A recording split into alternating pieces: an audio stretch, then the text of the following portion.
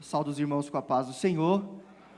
Eu quero que você se coloque em pé. Nós vamos dirigir uma oração agora, por todos os que ofertaram para essa obra maravilhosa chamada Obra do Senhor. Todo o recurso destinado nessa noite será para o sustento dos missionários. Os irmãos sabem muito bem disso. Nós temos 40 famílias de missionários a sustentar. E para que os irmãos tenham uma noção, os irmãos sabem muito bem que em 2019 houve a emancipação de 6 cidades que faziam parte do nosso campo eclesiástico, e parte do que era arrecadado por eles, inclusive toda a oferta missionária, era para somar as nossas ofertas. E nós naquela época já tínhamos esse número de missionários. Então quer dizer o que com isso, irmãos? Quer dizer que mesmo nós perdendo uma fonte de arrecadação, o Senhor não deixou que os nossos irmãos parassem de acreditar nessa obra e adorar ao Senhor com as ofertas. E sabe o que acontece? Através da sua confiança nós continuamos sustentando missionários e continuamos pregando a palavra. Então eu quero agradecer você e quero pedir, irmãos, esses momentos são momentos difíceis, os irmãos sabem muito bem como têm sido as coisas. E eu conto com a confiança de vocês nesse quesito, no quesito das ofertas e dos dízimos, e eu tenho certeza que nós poderemos ir muito mais além do que nós já temos ido, para a glória do Senhor. E eu quero orar por você, você que contribuiu, você que ofertou, você que é dizimista nessa obra, é fiel. Nós contamos com o seu dízimo, porque através do seu dízimo, pela sua fidelidade, nós podemos já planejar o que fazer no mês que vem. Nós contamos com ele. E oro por você também, que ainda não pode ser por algum motivo. Eu quero pedir que o Senhor venha tocar no seu coração, como tocou no coração do pastor Valquir, como tocou no pastor Anunciação já um dia também, de que as ofertas fazem parte da nossa adoração a Deus. E Deus só pode realizar a completude da sua obra em nós, quando nós entregarmos tudo o que nós temos a Ele, sem reserva. Então eu quero orar. Através da sua oferta nós temos conseguido fazer avançar a obra e o reino de Deus. Senhor Deus maravilhoso Pai, eu quero lhe agradecer por todos os ofertantes, os que ofertaram nessa noite. Meu Pai querido, todos aqueles que dizimam com fidelidade nessa sua casa. Meu Pai querido, que o Senhor venha prosperar a vida deles, que o Senhor venha abençoar a vida deles. Meu Pai querido, que na casa deles não haja, meu Pai querido, a enfermidade, a necessidade de gastar os seus recursos com remédios, mas meu Pai querido, que tudo que eles tenham sejam abençoados e eles possam ser usados para abençoar outras vidas ainda. Meu Pai, aqueles que ainda não são, o Senhor conhece os motivos, e eu quero lhe pedir, meu Pai, que conceda oportunidade a cada um deles, para que possam cada dia mais ofertar na sua obra. Meu Pai, que esse ministério, meu Pai querido, a qual eu faço parte, possa honrar cada centavo dos nossos irmãos, e que nós possamos, meu Pai querido, fazer valer a contribuição e a oferta dos teus filhos amados, em nome de Jesus. Amém. Meus irmãos, eu quero fazer uma leitura com vocês de um texto que ele é o texto base para aquilo que nós estamos realizando hoje, que é a nossa Santa Ceia.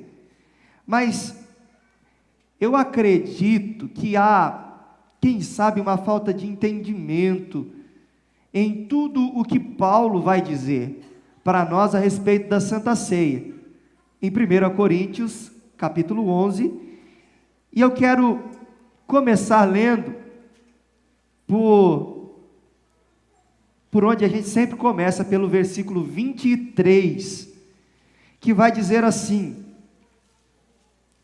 pois recebi do Senhor o que também lhes entreguei, que o Senhor Jesus, na noite em que foi traído, tomou o pão e, tendo dado graças, partiu-o e disse: isso é o meu corpo que é dado em favor de vocês, façam isso em memória de mim.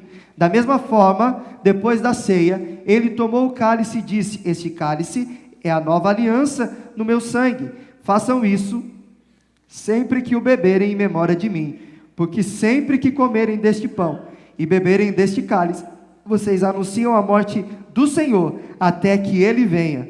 Portanto, todo aquele que comer o pão ou beber o cálice do Senhor indignamente, será culpado de pecar contra o corpo e o sangue do Senhor. Examine-se cada um a si mesmo, e então coma do pão e beba do cálice. Deus abençoe. Pode tomar seu assento. Irmão, a pergunta que fica para nós,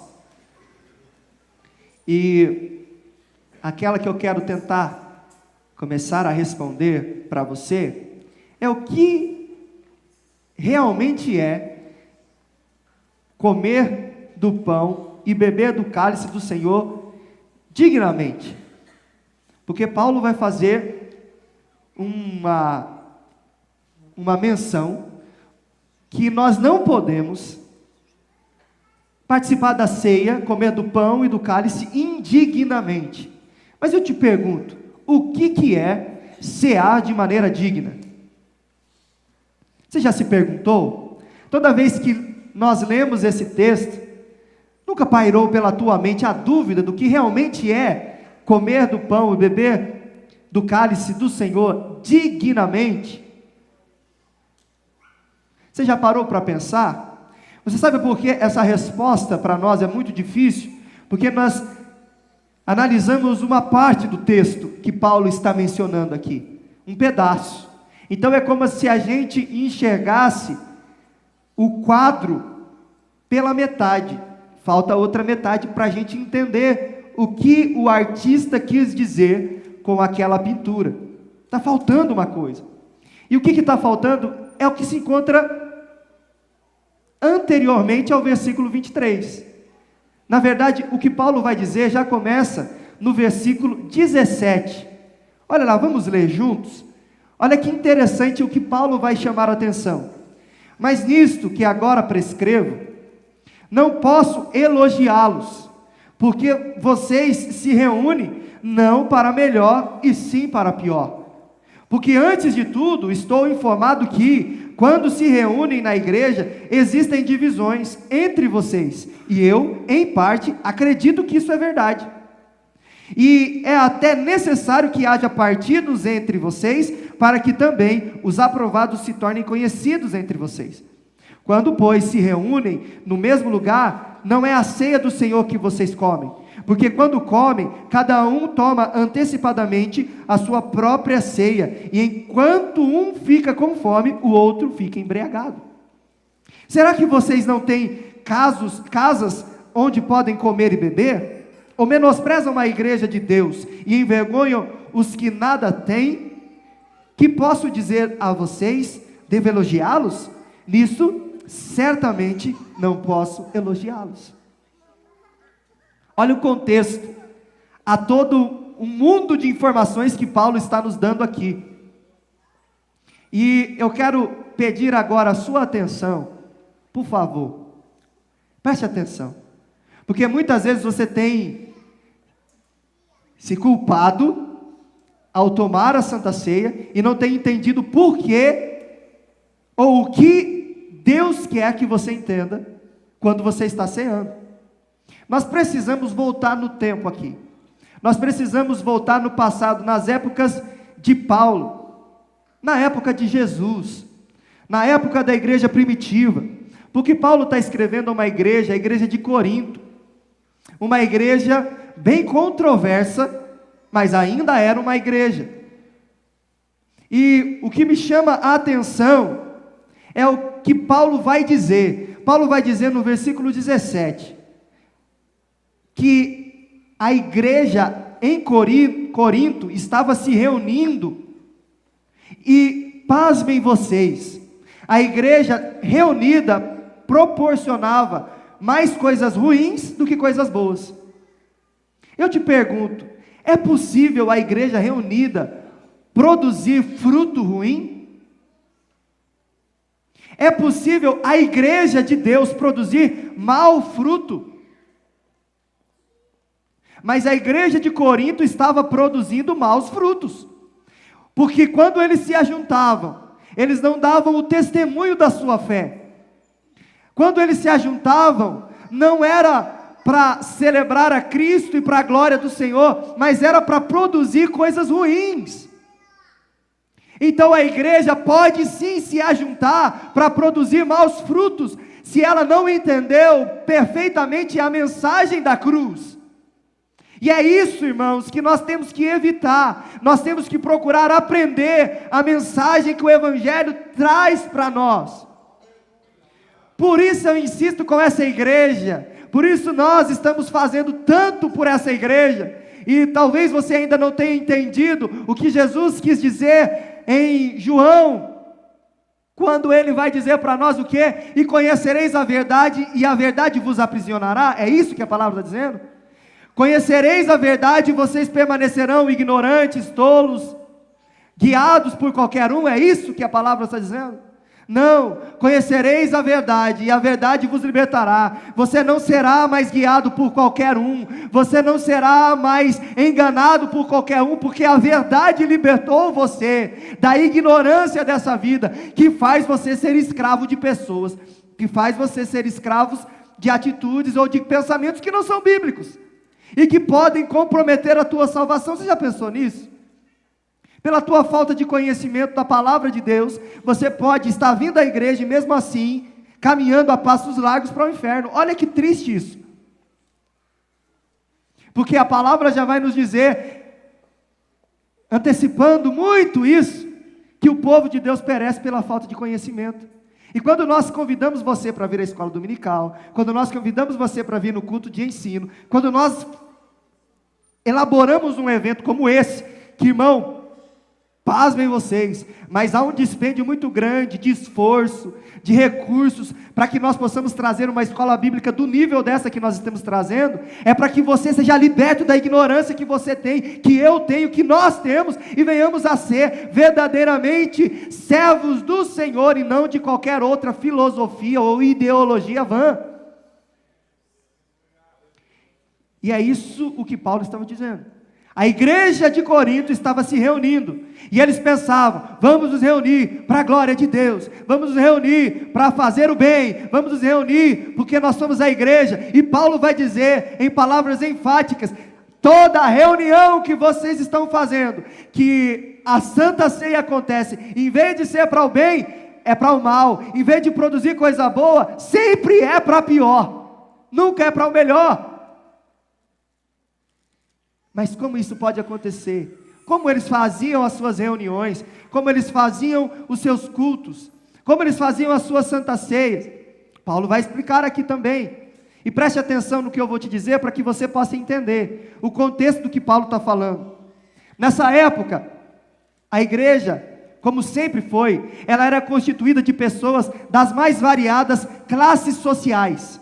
Então você tinha pessoas muito ricas, pessoas da classe média, pessoas pobres e pessoas escravos. Vou repetir, tinha pessoas muito ricas, pessoas da classe média, pessoas pobres e escravos.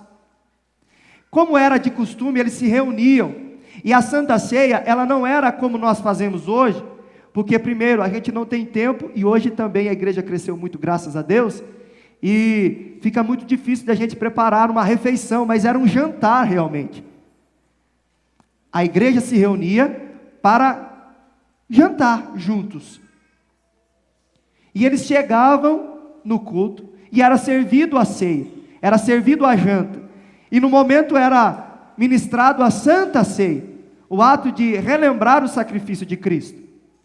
Acontece o seguinte, aqueles que chegavam primeiro eram os mais ricos, porque eles podiam chegar no horário que o culto começava, e eles chegavam e eles sentavam em primeiro lugar na mesa.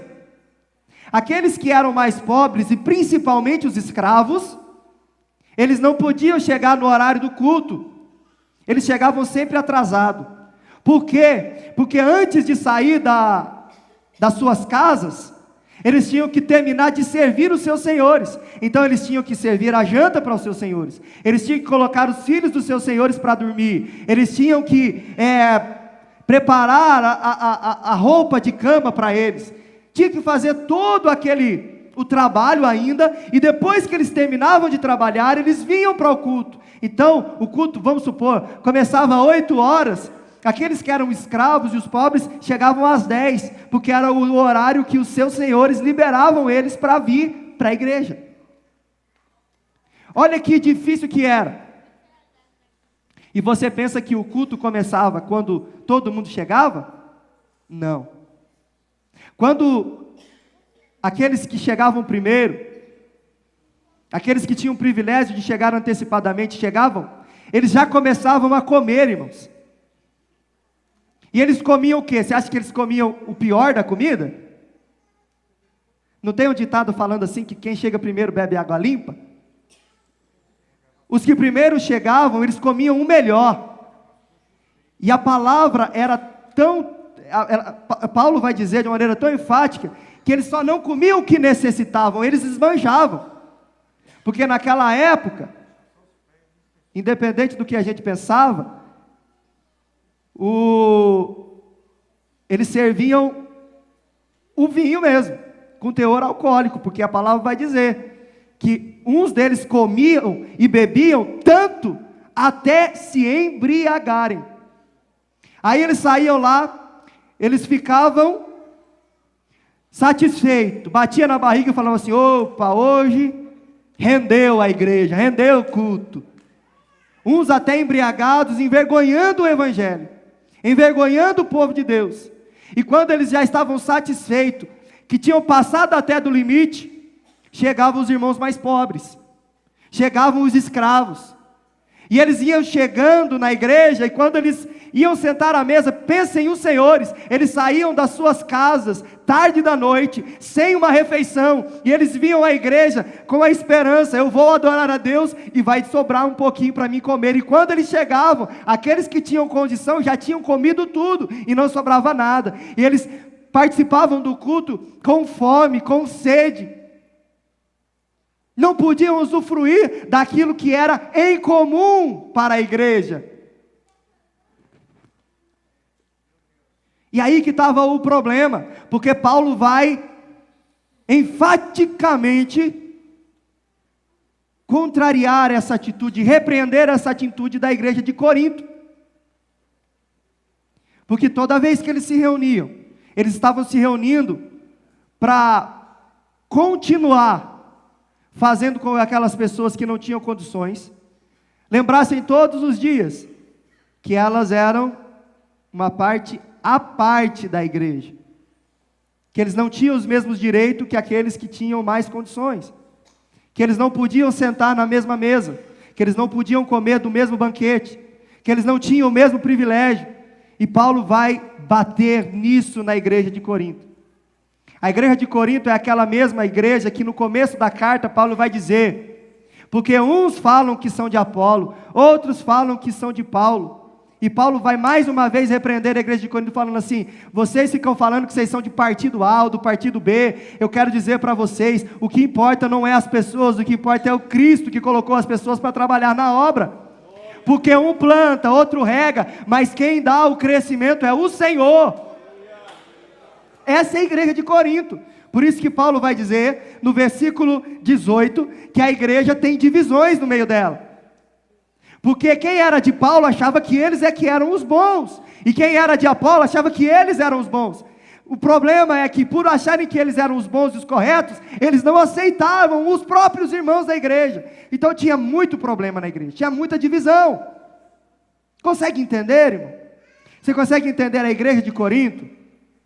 A situação que a ceia era celebrada, e era muito difícil, era muito complexo, porque você imagina, meu irmão, o seu irmão chegando, ele é seu irmão, não importa a condição social dele, não importa se ele está vestindo bem ou está vestindo mal, não interessa, ele é uma pessoa, ele é a imagem e semelhança do Deus vivo. Para mim, irmão, não tem diferença. E para Deus muito menos, porque eu ainda consigo diferenciar uns mais bonitos, igual eu, uns mais engraçadinhos, igual o Maico. Eu consigo diferenciar uns que é mais cheinho, uns que é mais magrinho, uns que é alto, outros que é baixo, uns que é branco, outros que é mais preto. Consigo diferenciar tudo isso, mas Deus, Ele não olha essas coisas. Deus olha o coração. Deus olha para você e enxerga você como uma pessoa que é a imagem e semelhança dEle, e Ele te deu dignidade para viver aqui. Ok. Agora chega o teu irmão, ele chegou atrasado, e ainda, quando ele chega, eu imagino, quando ele chega atrasado, os irmãos de Corinto já vão olhar e falar assim, chegou atrasado de novo. Aí quando ele chega já com uma roupa que não é condizente com a roupa daqueles que têm condições melhores, os irmãos vão falar assim, ainda vem com essa roupa. E esse irmão chegando na igreja, isso eu estou falando da igreja de Corinto, esse irmão chegando na igreja, e ele vindo, fala assim, rapaz, hoje o dia foi de cão, hoje eu não tive que comer, hoje eu vim aqui, eu estou só o pó, e eu quero sentar um pouquinho, eu quero comer alguma coisa, eu quero prestar atenção na palavra do pastor, eu preciso de Deus, que Deus me dê um renovo hoje, porque eu estou muito cansado. E quando ele chegava para comer, porque, irmão, coisa triste é ficar com fome, né? Quem aqui já passou fome? Alguém já passou fome na vida? Passou fome? É triste. Você não pensa direito, você não age direito, você não faz as coisas direito, porque está com fome. A sua mente, o seu corpo só pensa numa coisa, alimento, é só isso. E esse irmão vai chegar na mesa e vai falar assim, vamos ver o que sobrou, vamos ver o que tem para nós comer hoje. O que tinha? Só restos. Quando te sobrava alguma coisa? E Paulo vai criticar. Vai falar, vocês estão se reunindo para causar ainda mais divisão. Vocês estão se reunindo para fazer mais acepção de pessoas. Vocês estão se reunindo para fazer aquele que já se acha inferior se sentir ainda mais inferior do que é. E vocês não podem se reunir para isso. Porque Deus os chamou todos para serem chamados não mais escravos, mas filhos de Deus. Irmão, e era uma glutonaria que existia naquele lugar. Porque a palavra vai nos dizer, e Paulo vai falar, um fica com fome e o outro fica embriagado. É um contraste, Paulo está fazendo um contraste de propósito, falando, tem gente que está fazendo, está extrapolando, e tem gente que não está tendo nada. Eu vou terminar, e depois, mais para frente, eu explico o que é os elementos da Santa Ceia, e explico também a parte final deste trecho. Mas o que é o comer e o beber indignamente? Era fazer aquilo que a igreja de Corinto estava fazendo, sem ter comunhão com os irmãos. A igreja de Corinto, como Paulo mesmo vai dizer, ao final deste capítulo, ele vai ensinar a igreja, no versículo de número 34, se alguém estiver com fome, coma em casa, para que quando vocês se reunirem, isso não resulte em condenação. O 33, portanto, meus irmãos, quando vocês se reunirem para comer, esperem uns pelos outros. O que é comer indignamente? Essa palavra que eu vou trazer para vocês, ela vai ter duas partes. Eu vou explicar a primeira parte dela, a primeira parte do comer indignamente. Na próxima ceia eu explico o restante, porque senão não vai dar tempo. Senão o Anderson fica desesperado para ministrar a Santa Ceia. Comer indignamente, nesse contexto que eu estou falando, é não ter comunhão com seu irmão. Comer para a sua própria condenação é você não poder comer junto com o seu irmão. Comer para a sua própria condenação é comer e pensar que o seu irmão é mais pecador do que você. Que você merece comer a ceia, participar da ceia, e ele não merece. Isso é comer para a própria condenação. É você chegar aqui e achar que você tem lugar garantido, porque você dizima, porque você jejua, porque você ora, porque você tem 30 anos de crente, porque você tem cargo na igreja, porque você é diácono, presbítero, pastor, evangelista, porque você semideus aqui na terra, e achar que o teu irmão não merece compartilhar da mesma comunhão com Deus e com você, porque você é um semideus. Isso é comer para a própria condenação. Então evite comer para a sua própria condenação. E hoje olhe para você mesmo e veja que você é tão pecador quanto eu. Veja que eu sou tão pecador contra qualquer um dos que aqui estão, que se não for o sangue de Cristo, eu não tenho privilégio nenhum, e eu não tenho benefício nenhum, e nem mérito nenhum. Porque eu vou comer, irmão, eu vou participar da Santa Ceia, para a glória de Deus, é porque foi Ele que me deu essa oportunidade. Nunca eu mereci. Eu merecia estar na cruz pregado, Ele pregou-se no meu lugar, e agora eu celebro, porque um dia alguém pagou a pena que era minha, que pagou a pena que era sua. E agora o camarada acha, da igreja de Corinto, porque ele tem mais dinheiro, ele não pode esperar o irmão que é mais pobre para comer junto. E é a mesma coisa que está acontecendo hoje nos nossos dias, mas não por questões sociais, porque questões sociais são politicamente incorretas. Mas a gente pensa que a gente é melhor porque a gente canta no coral, a gente pensa que é melhor porque a gente prega, a gente pensa que é melhor porque coloca na orquestra, a gente pensa que é melhor porque está na frente do conjunto. Irmão, você não é melhor que ninguém aqui, você é igual a todo mundo, digno do inferno, mas Deus nos deu a vida eterna para a glória do seu nome, é Ele que é o digno, Ele é digno, por isso é só para Ele que será dado um nome, que é sobre todo nome, não é para mim, não é para você, porque tem gente achando que vai receber no céu um nome que é sobre todo nome. Irmão, só tem um que é digno de recebê-lo, só Ele que está no céu. Então, se você não tem comunhão com seu irmão, e você participa da Santa Ceia, você está comendo indignamente. Mas olha, a palavra vai dizer para nós, bem assim, que existem pessoas que estão praticando o ato indignamente. Você percebe que Paulo faz questão de colocar a situação e não a pessoa. Vou explicar para você. Paulo vai falar que o ato está sendo praticado indignamente. O ato. Ele não está falando da pessoa, que a pessoa se tornou indigna. Entende a diferença? Consegue entender a diferença? A pessoa está cometendo a prática, está fazendo a prática da maneira errada, está ceando da maneira errada, não que a pessoa, ela é indigna de participar, entendeu? Conseguiu entender bem claramente? O ato em si deve ser visto e analisado, e Paulo vai dizer uma coisa, quando nós nos autoanalisamos, quando nós vemos que em nós há muito pecado, irmão.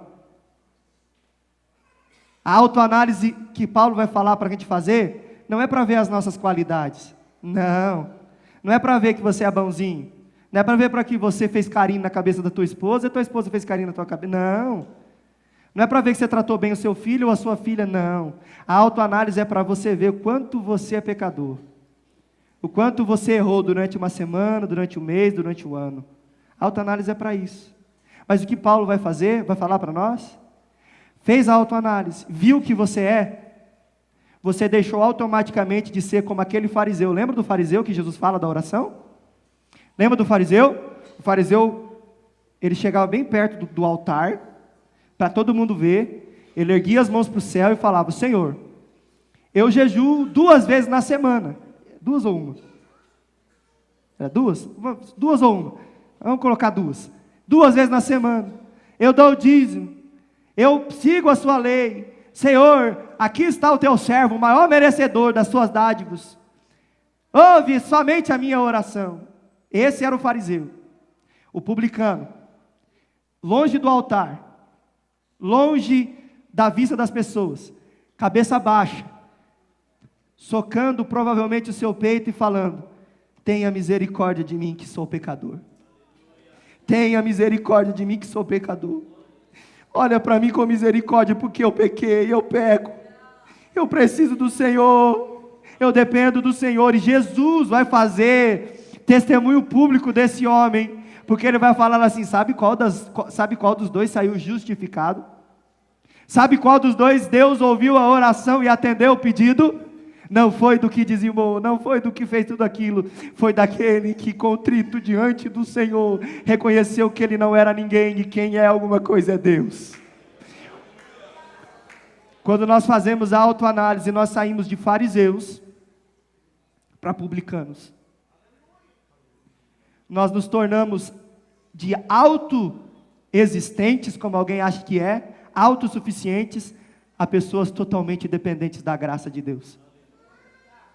Autossuficiente, aquela pessoa que não precisa de ninguém, consegue fazer tudo sozinho, até adoecer, que quando ela adoece, ela depende de um médico, ela depende de um farmacêutico, ela depende de um enfermeiro, de uma enfermeira, ela depende de alguém.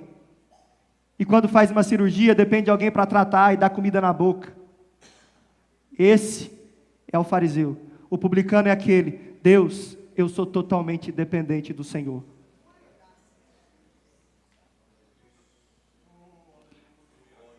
E Paulo fala: faça a autoanálise. Analisou? Viu quem você é? Já viu em que lugar que você está da balança? Viu? Vi, aceitei, então coma. Viu quem você é? Aceitou quem você é? Aceitei, eu vi que eu sou pecador, eu vi que eu sou miserável, eu vi que eu não valho nada, então coma. Então coma, porque agora você viu que não é por você, mas é pelo sangue do Cordeiro. Não é por você, mas é porque alguém um dia morreu. Mas em tudo, espere o seu irmão. Tenha comunhão com o seu irmão. Tenha paz com o seu irmão. Irmão, é uma coisa muito difícil hoje, nos nossos dias, ter comunhão. Porque nós nos tornamos, infelizmente, pessoas individualistas. Nós todos, irmãos, aqui são poucos os que se salvam. Eu entro nesse balaio também. Totalmente individualistas. Ah, eu ganho meu salário, eu me viro, eu não preciso do meu irmão. É claro, você não precisa porque você tem. Mas e quando você não tiver? Será que você não vai precisar? E aí eu te pergunto, quando você precisar, será que vai ter alguém que vai te ajudar? Será que você sente falta de um irmão que não veio na igreja hoje? Será que você sabe alguém que chegou ontem na igreja? Será que você conhece pelo menos 15% da igreja? Ou será que você, ao terminar o culto, é o primeiro que já entra no carro para ir embora? Você não para ter comunhão com os seus pares, com os seus iguais aqui, para aprender com eles e poder contribuir na vida deles, porque você não quer ter contato com pessoas que podem te dar trabalho. Irmão, se a nossa vida não for constituída de amor a Deus e convivência com pessoas, não vale a pena viver. Eu vou repetir para você: se a tua vida é ter relação com coisas e não com pessoas, você está vivendo a mais desgraçada da vida. Se você não sabe o que é fazer uma pessoa sorrir e sorrir com uma pessoa, se você não sabe o que é chorar com alguém, se você não sabe o que é abraçar alguém que precisa no momento de angústia, se você não sabe, sequer consegue lembrar do nome de uma pessoa, você é o mais desgraçado das pessoas que vivem aqui, porque quando você precisar, você não terá ninguém que possa lhe estender a mão.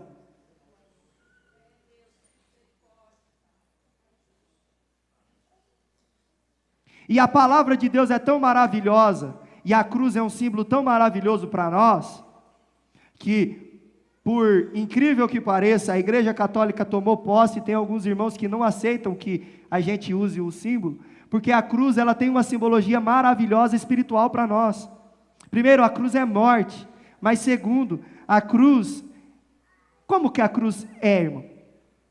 Como que a cruz é? Como é o desenho de uma cruz? Uma trave vertical e uma trave horizontal. Por que você acha que a cruz é assim? E a cruz se tornou um símbolo entre os cristãos? O relacionamento maior nosso deve ser com Deus, por isso a trave vertical é maior. Mas existe uma trave horizontal também, que significa o quê? Relacionamento com os irmãos, com o próximo. E a palavra de Deus não é isso? Quando Jesus vai dizer um único que poderia alterar qualquer mandamento de Moisés, porque Moisés faz menção dele. Moisés vai falar assim: olha, eu estou escrevendo e dando mandamentos para vocês, mas virá um depois de mim que é maior do que eu, e a ele ouvi. Olha o que Moisés vai falar. Moisés é o, né, pastor, o senhor já foi lá em Israel, o Rominique também. Moisés é um dos homens mais importantes, se não dizer o mais importante de Israel. O pastor está falando aqui, se você quiser fazer um elogio para um judeu, não chama ele de bonito, não chama ele de lindo, chama ele de Moisés, Moshe. Chama ele de Moisés, você está falando o maior elogio para ele. Porque para o judeu, o maior dentre todos é Moisés. Agora Moisés vai falar assim, olha o que Moisés vai falar: vai vir um depois de mim, que é maior do que eu, a ele vocês têm que ouvir. Até Jesus, irmão, ninguém, nem profeta, nem sacerdote, fez menção de qualquer tipo de alteração na lei. Nem uma vírgula, nem um ponto, nada foi alterado na lei. Agora Jesus vem, aparece, começa a pregar e falar assim: um novo mandamento lhes dou. Os judeus estavam diante daquele que era o único capaz de alterar a lei, de mudar a lei, de melhorar e aperfeiçoar a lei. Um novo mandamento lhes dou. Engraçado, né? Que Jesus enfatiza muito no relacionamento com Deus e com o próximo, né? Se você se relaciona bem com Deus, ama o Senhor de todo o teu coração, toda a alma, todo o entendimento, fazes bem, e o próximo quanto a ti mesmo. Pronto. Quem faz isso cumpriu a lei. Jesus estava falando assim: ninguém consegue viver sem relacionamento com Deus, sem relacionamento com o próximo. E a igreja de Corinto estava vivendo. Eles tinham a divisão deles. Então falou assim: ó, só a minha panelinha é boa. Ó, Anderson, vamos fazer o seguinte: só eu e você que sabe pregar. Ninguém aqui mais sabe. Ninguém aqui mais sabe. Então é o seguinte: nós não vamos deixar ninguém pregar mais. E toda vez que alguém pregar, nós vamos moer. Porque ninguém mais tem conteúdo igual a gente tem, ninguém tem palavra igual a gente tem, ninguém tem sabedoria igual a gente tem. Ninguém tem o Espírito de Deus igual a gente tem. Então, só a gente que presta. Os de lá não prestam. Era isso que a igreja de Corinto estava fazendo. E é isso que às vezes nós fazemos. Talvez você não faz com pregação, mas você faz pensando que o irmão fez um negócio e você não gostou, né? Então o irmão não é digno de estar aqui na igreja. A palavra está doendo, irmão? Está apertando? É a palavra de Deus, não sou eu que estou falando, não. Sabe qual que é o problema? A gente aceita. E se eu trouxesse aqui um cara que falasse 10 maneiras de você enriquecer, a igreja estava lotada, não cabia gente aqui. Eu te garanto isso. Porque é assim, eu vejo os eventos que tem, até nas igrejas que tem por aqui. Traz uma pessoa que fala sobre prosperidade espiritual, material e tal. Agora, traz uma pessoa que vai falar a verdade, irmão. As pessoas ficam assim. Mas é assim que deve ser, porque a ovelha, ela deve comer. Ela deve mastigar. Ela deve engolir e ruminar, comer de novo. E é isso que você tem que saber. Você pode sair bravo comigo, mas essa palavra não pode sair da tua mente. Você tem que mudar, irmão. Você tem que entender, irmão, que se você não tiver relacionamento com seus irmãos, você corre o risco de não ir para o céu. Isso é grave, isso é sério. E eu, como seu pastor, eu preciso te alertar. E a mesma coisa, irmão, eu estou no mesmo barco. De vocês, eu sou o primeiro da fila. O que mais vai ser cobrado, de todos aqui, sou eu. O peso vai ser muito maior para mim. Então, para mim falar para você, irmão, não é coisa boa, não é fácil não, porque doeu muito mais em mim, mas eu preciso falar para você, que o caminho que leva à salvação, convém em acreditar e aceitar no Senhor Jesus, e para que você ter paz com todos, e buscar a santificação sem a qual ninguém verá a Deus. A palavra de Deus diz: segui a paz com todos, e a santificação, sem o qual ninguém verá a Deus. Então tem alguma coisa que está lhe incomodando? Tem alguma pessoa aqui que está lhe incomodando? Eu só peço para você, não precisa se levantar, abraçar, pedir perdão, não é isso. Eu falo para você agora, em vez de reparar nos erros dela, começa a olhar para você e reparar nos teus. Irmão, porque se você for igual eu sou, quando eu paro para me analisar os meus erros, eu quase entro em depressão. Porque eu começo a ver o tanto de erro que eu tenho. E daí ainda tem mais uma pessoa que ainda aponta para mim, né, pastor? Que o senhor fala, nosso pastor sempre ensinou para a gente, que os nossos erros, eles estão no lugar que a gente, é difícil até de pegar, e muito mais difícil de ver, né? Que é aqui, ó, bem nessa parte difícil da costa aqui. Alguém às vezes tem que enxergar para você. Então eu tenho alguém que enxerga para mim, que é especialista em enxergar meus erros. 1,51 m mais ou menos de altura. Ela é tranquila, ela enxerga. Eu fico pensando assim, a palavra diz que só a palavra tem o poder de penetrar nas juntas e medulas, divisão da alma e do espírito, mas parece que às vezes ela tem também. Ela consegue discernir os meus pensamentos. Glória a Deus que não é com você, né?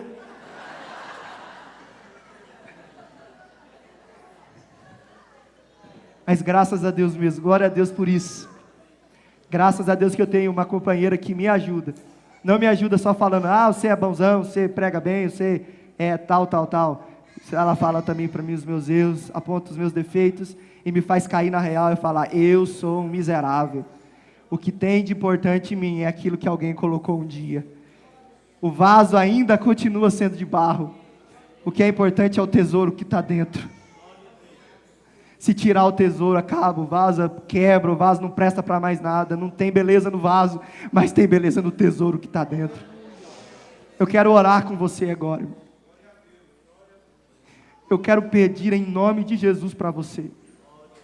Eu preciso melhorar, irmão, eu sou o primeiro da lista, tá? Eu preciso ser melhor irmão teu. Eu preciso ser melhor no trato com você, eu preciso ser melhor em tudo com você. Mas eu tenho que te pedir, por favor, irmão, comece a estabelecer relacionamentos dentro da casa do Senhor. Comece a conversar com os teus irmãos, que são diferentes de você sim. Pensam às vezes diferente em determinadas áreas da vida, mas são seus irmãos cheios do Espírito Santo como você é. Muitas vezes eles podem falar alguma coisa que vai mudar o seu dia. Talvez, muito provavelmente, a resposta para a tua oração está na boca dele ou dela, e você não conversa, e você não consegue receber do Senhor a resposta. Eu quero lhe pedir que hoje coma de maneira digna esse pão, e beba deste cálice de maneira digna. Olhe para você mesmo, veja o quanto você é pecador. Eu vou olhar para mim mesmo, vou ver o quanto eu sou pecador. E mais importante do que isso, espere os teus irmãos para estar em comunhão com eles.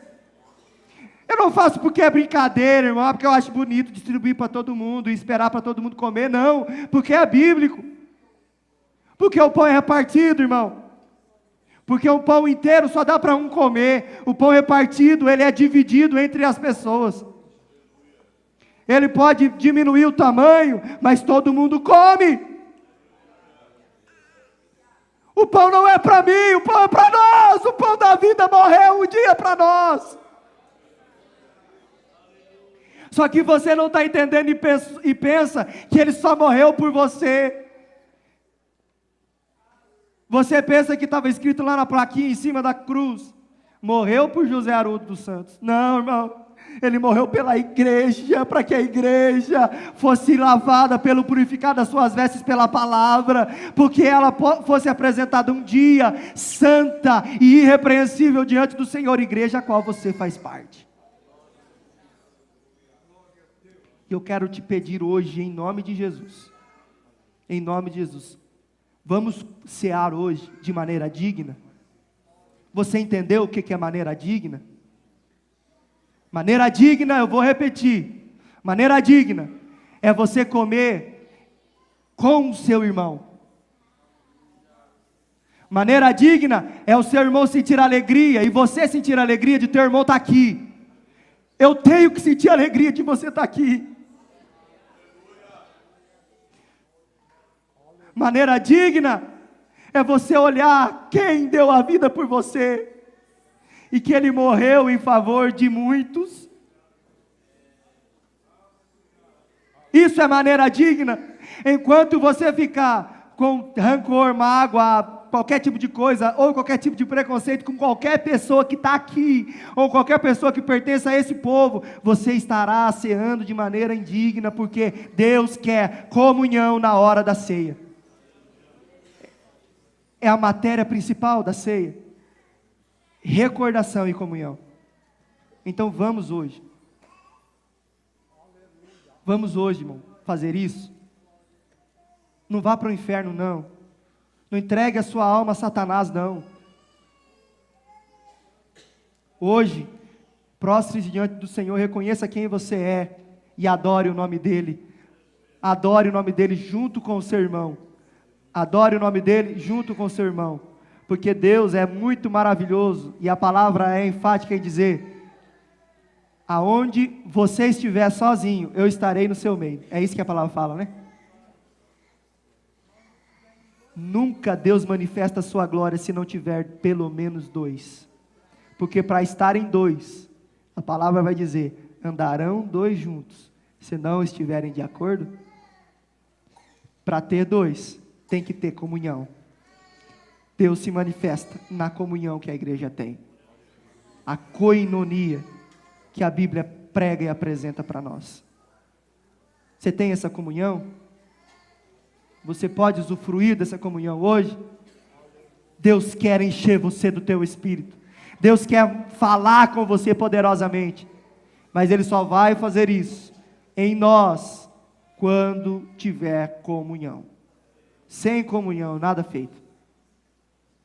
Então vamos orar para que Deus nos dê essa comunhão. Vamos orar também pelo nosso irmão, o presbítero João Romualdo. Ele vai passar por uma cirurgia. O João vem sofrendo há muito tempo com um problema grave nos seus nervos, mas ele é um grande homem de Deus.